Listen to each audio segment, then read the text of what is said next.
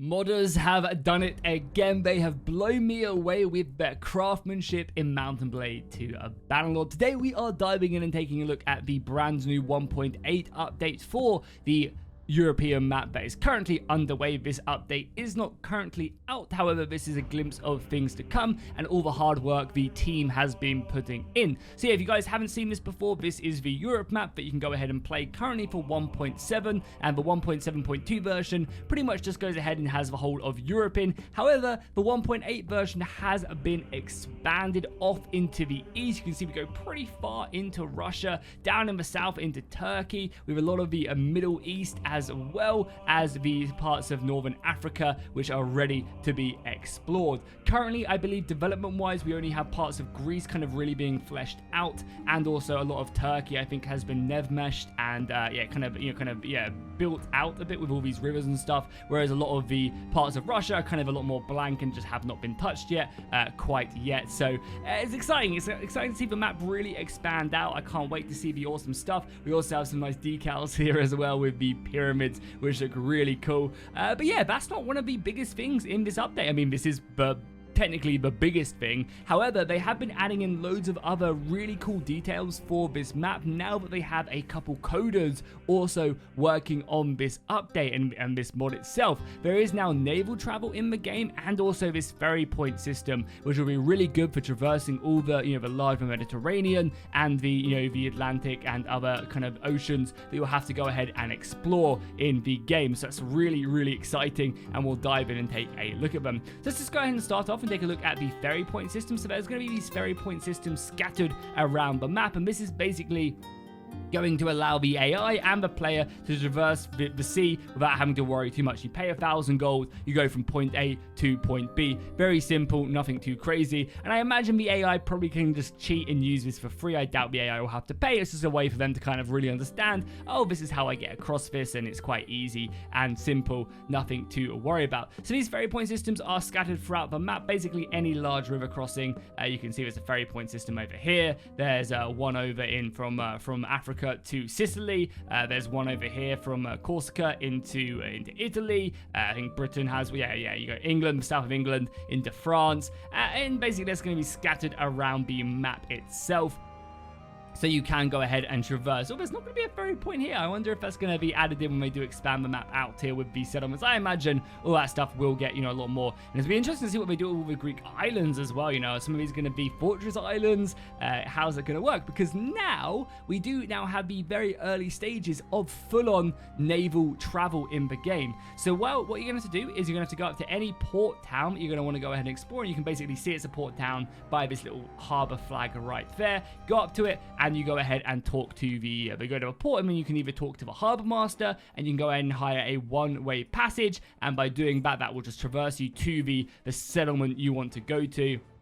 Really simple. That's going to be kind of more of I want to go from this port to that port, and I'm going to pay a little bit of money to do that. Or you can go ahead and talk to the shipwright and buy yourself your own ship, and then set sail from said island, and boom, just like that, I'm going to be able to traverse the world. And I mean, just look how awesome that looks. Really cool stuff. I can basically go anywhere I want to in the sea, and I can just explore out and become a pirate to my heart's desire, which is really cool. And it looks really dope as well. You can just kind of TP around as well. Obviously that's cheats, but yeah, basically just kind of give you a nice little glimpse of me in my boat, and I can go to like certain towns and go ahead and experiment with them. So this system will be designed in several ways. Not only will you be able to go from town to town and experiment and raid caravans and that stuff like that, but you'll also be able to set up your landing zones as well. So they ideally want to, and I'll put a picture on your screen right now, they ideally want to set it up so that you can go ahead and just land your ship. So this ship will either stay in the port that you arrive in. So for example, if I was to go to this Italian town in Arena, and I leave off here, I then leave and I go off, my ship would be stationed here, and I'd have to come back here to get it. Again, it wouldn't just teleport with me. Or if I go ahead and land somewhere on the beach, because that's something they do want to do, is they want to make it so that you can just like land. At the moment you can't do it, but I want to make it so you can just land on the beach if you want to, and then again my ship will be stationed wherever I land it. So it's a really cool way if you want to be like a Viking raider from the north and you come down and you invade, you know, Britain or something, and you leave your ship. That's where the ship will be. These ships will have to be maintained, so you'll have to pay for the crew and the supplies on the ship, so it's going to be an added cost that you're not going to be doing immediately, but probably something you're going to be advancing to. And of course, I imagine it will give you really good speed as well. I mean, for example, we're moving at 6 speed. I don't know how fast we move on land. Yeah, so it does give you much better, greater travel at an extra cost. So I imagine if you're traveling, you know, long distances across the Mediterranean, using a boat will be much quicker to get you from point A to point C, but it's going to be more costly to do so. But still a really cool system, and it's great to see that the mod team does now have some coders to go ahead and help out and create stuff like this. It is really, really cool. So we have the ferry system, we have the brand new boat system, which is really, really cool as well. So now expanding the map, something else that I'll be putting on your screen right now is the idea for the types of factions they plan on adding into the game. So they want to go ahead and really expand out the kingdoms with all the cultures of Calradia. Again, this map is accessible to anybody who wants to mod it as long as you ask permission. So again, this is a community project. If people want to go ahead and go in and change all the troops to add in different factions and stuff, they're more than welcome to do that. They just need to ask permission. But putting up on your screen right now is kind of the idea of the style that they want to go to. All the different kingdoms across the lands. You know, you got the Ayyubid sultans down in the south, kind of the Kingdom of England, and these will all use the Calradian units. But again, that stuff can be modded out by other people if they want to go in, which is, yeah, again, really, really exciting. And you guys can kind of see kind of the setup of all the different kingdoms and sub-kingdoms as well scattered throughout that. And that's kind of the idea. Again, this idea might evolve. They might decide to kind of, you know, completely change it up. But yeah, they pretty much decided on about 12th century, I believe. 12th century Europe is kind of their design for the kingdoms and the setup as well, which again is super, super cool. So now if we take a look at the setup down here in the south as well, so these are the newly kind of added lands. I believe all the southern parts have had their Nevmashes added in, and even some southern castles I think added for the Kuzites. Again, the Caribbean factions will be changed up. So you can start to see the Danube and the other lands really being added in, the mountain ranges being added in, and a lot of the forests lands and other places like that. And then we can go into Turkey as well. Again, a very mountainous region, lakes and villages and rivers, some really cool decals as well. And I really love the addition of this stuff. And, you know, again, I would love to see more roads, kind of, especially I'd love to see, it sounds kind of weird how hyped up I am about roads, but I think it adds so much to the map itself. I would love to see, like, you know, maybe you can have in the more western lands and like kind of the more kind of like Italy, kind of like a special Italian roads, and then you go into HRE, and the HRE has, you know, kind of more imperial roads, and then maybe you get into England and like in the kind of like Wales and Scotland, it's a lot more dirt focused, and, you know, in Spain it's kind of very different. I would love to see kind of, you know, major roads and minor roads, because I think it does really kind of add more life. But the modder has definitely gone in, Lemmy has definitely gone in, aside adding in a lot more decals as well to the map, and I think it really does add in so much like lovely details. Stuff like this is really, really cool.